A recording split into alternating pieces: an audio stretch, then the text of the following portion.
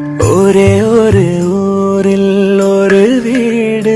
ஆமா, எங்க ஊர்லயே எங்க ஒரே ஒரு வீடு மட்டும்தான் மழை காலத்துல தீபகற்பமா காட்சியளிக்கும். 3 பக்கமும் மழை நீரால் சூழப்பட்டிருக்கும். பின்னாடி மட்டும்தான் தண்ணி நிக்காது. வெயில் காலத்துல எங்க வீடு குளு குளுன்னு நல்ல இதமா இருக்கும். அதே நேரத்துல மழை காலத்துல ரொம்ப பயமா இருக்கும். வாசல்ல தேங்கி கிடக்கிற மழை தண்ணி எல்லாம் நான் வீட்டுக்குள்ள வரப்போறேன்னு சொல்லிட்டு பயமுறுத்திட்டே இருக்கும். குறிப்பு, இந்த வீடியோ பாக்குறவங்க யாரும் பாவப்படவோ பரிதாபப்படவோ அனுதாபப்படவோ வேண்டாம். ஏன்னா எனக்கு தமிழ்ல பிடிக்காத ஒரே வார்த்தை பரிதாபம். என் வீட்டுல இருக்கும் போது எனக்கு நல்ல படிப்பும் கிடைச்சிச்சு, வேலையும் கிடைச்சிச்சு. இந்த வீட்டுல இருக்கும் போது நான் சந்தோஷமாவும் இருந்தேன், இப்பவும் இருக்கேன். ஒரு பிரச்சனை அப்படின்னு சொல்லி நான் வந்திருக்கப்ப எனக்கான ஆறுதலை எங்க அம்மாவுக்கு சமமா கொடுக்கறது இந்த வீடு தான். இருந்தாலும் நான் சின்ன பிள்ளையா இருக்கும் போதெல்லாம் எங்க அம்மா வீட்டுக்குள்ள தண்ணி ஒழுகும் அப்படின்னு சொல்லிட்டு அங்கேயும் பாத்திரத்தெல்லாம் எடுத்து வச்சுக்கிட்டு நைட்லாம் தூங்காம பயந்துகிட்டு இருப்பாங்க. நான் இப்ப படிச்சு வேலைக்கு போனதுக்கு அப்புறமும் வீட்டுக்குள்ள தண்ணி ஒழுகாது, ஏன்னா அப்பப்போ கூரையை மாத்திடுவான். ஆனா வெளியில இருந்து வீட்டுக்குள்ள தண்ணி வந்துருமோன்னு வாசலை பார்த்து பயந்துட்டு இருப்பாங்க. ஒரு 4-5 வருஷத்துக்கு முன்னாடி எல்லாம் பாத்தீங்கன்னா எங்கோட வாசல தண்ணி தேங்காது. ஏன்னு பாத்தீங்கன்னா எல்லாரோட வாசலுமே சரிசமமா இருந்துச்சு. நம்ம அப்படியே இருக்கும் அப்படின்றனால மத்தவங்களையும் அப்படியே இருங்கன்னு சொல்லிட்டு சொல்ல முடியாதுல்ல. எல்லாருமே வாழ்க்கையில உயர்ற மாதிரி அவங்க வாசல் உயரும். அப்ப நம்மளோட வாசல் வந்து பள்ளமாயிடுச்சு, நம்மளோட வாசல் வந்து வாரியா மாறிடுச்சு. மழை காலத்துல எங்களோட வாசல் தான் எல்லாருக்குமே பொருட்காட்சி. பாக்குறதுக்கு ஆழப்புழா படகில்ல மாதிரியே தான் எங்க வீடு இருக்கும். மழை காலம் முழுக்க மிதந்துகிட்டே தான் தெரியும். சரி, இவ்வளவு கஷ்டப்பட்டு படிக்க வச்ச உனக்கு உங்க அம்மாவுக்காக ஒரு வீடு கூட கட்டி கொடுக்க முடியலையா அப்படின்னு சொல்லிட்டு எனக்கு தெரிஞ்சவங்க நிறைய பேர் என்கிட்ட கேட்டிருக்காங்க.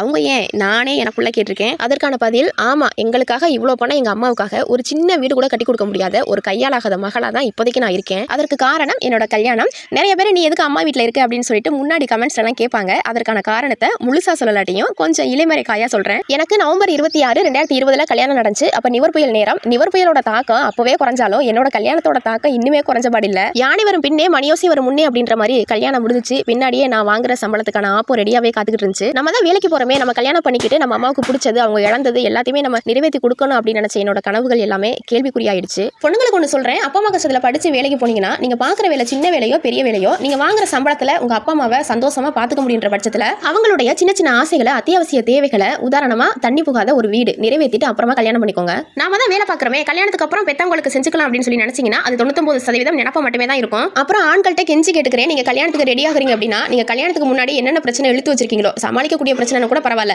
சமாளிக்க முடியாத உதாரணமா கழுத்தை நெரிக்கிற அளவுக்கு கடன் வச்சிருக்கீங்க, அதை மறைச்சு கடனோட கடனா கல்யாணத்தையும் பண்ணிட்டீங்கன்னா அந்த கடன் உங்களை மட்டும் கழுத்தை நெரிக்காது, உங்களை நம்பி வந்த பொண்ணு, அந்த பொண்ணோட குடும்பம் அப்படின்னு சொல்லிட்டு எல்லாரோட கழுத்தையும் நெரிக்க தான் செய்யும். அதற்கு சிறந்த உதாரணமா என்னோட வாழ்க்கையே சொல்லலாம். நிறைய பேர் சண்டைக்கு வரைஞ்சு கட்டிட்டு வருவீங்க, கல்யாணத்துக்கு அப்புறமா இன்பத்தை மட்டும் பகிர்ந்துக்கிறீங்களா, அப்ப துன்பத்தையும் பகிர்ந்து தான் ஆகணும் அப்படின்னு சொல்லிட்டு. இன்பமும் துன்பமும் சரிசமமா இருந்தா பகிர்ந்துக்க நாங்க ரெடி தான். ஆனா துன்பம் மட்டுமே 99% இருந்துச்சுன்னா அதை தாங்குற சக்தி எல்லா பெண்களுக்குமே இருக்காது. கூழோ கஞ்சியோ அதை நிம்மதியா குடிச்சிட்டு தூங்கணும் அப்படின்னு என்னைய மாதிரி மனப்பான்மை உள்ள நிறைய பொண்ணுங்க இன்னுமே இருக்காங்க. அவங்கள மனசளவுல நிம்மதியா வச்சுக்காம நீங்க பிரியாணியே கொடுத்தாலும் அவங்க தொண்டையில இறங்காது. எல்லா பொண்ணுங்களுமே பிறந்த வீட்டுல ஒரு கம்ஃபர்ட் சோன்ல வளர்ந்துருப்பாங்க அப்படின்னு சொல்லிட முடியாது. நம்ம திருமண வாழ்க்கையாவது நமக்கு சந்தோஷத்தை கொடுக்கும் அப்படின்னு சொல்லிட்டு அந்த வாழ்க்கைகளை உள்ள வர்றப்ப ஒரு சுமூகமான சூழலை நீங்க கொடுக்காட்டியும் அடிபட்டு ரத்தத்தோட காயத்தோட வரவங்களுக்கு மருந்து போடாம நீங்களும் அடிச்சு அனுப்புற மாதிரியான ஒரு கடினமான சூழலை எந்த ஒரு ஆணும் அவங்க மனைவிக்கு உருவாக்கி கொடுக்காதீங்க. நன்றி.